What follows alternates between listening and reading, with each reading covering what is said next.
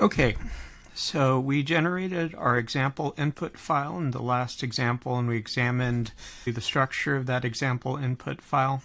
So if I do an LSL here, so you can see I've got two different files in this directory. So the first is that example input file. So if you just do a head, just as a reminder. So you can see these are the first few lines of our file. So now we want to run our annotator.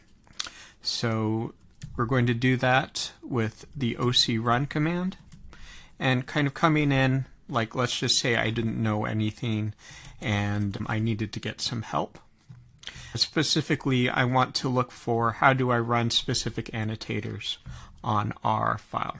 So we can use an OC run help. This is a lot of man page, but just want you to focus on this -A option.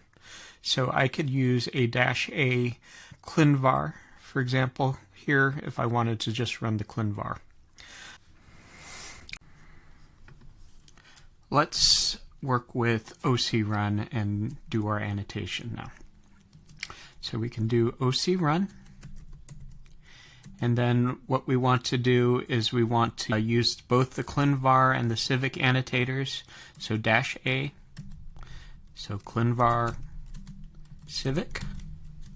And then we need to specify the genome build.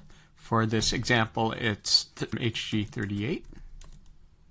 And then we want to run on our example input file.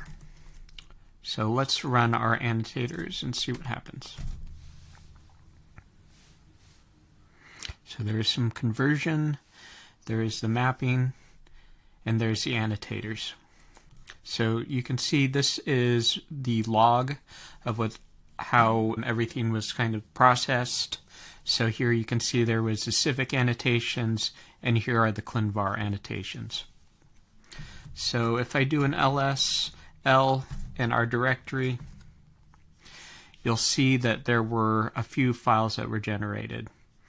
So the first is going to be this .err file, so that will contain any errors, the .log file, and this is our actual results file, the example_input.sqlite file.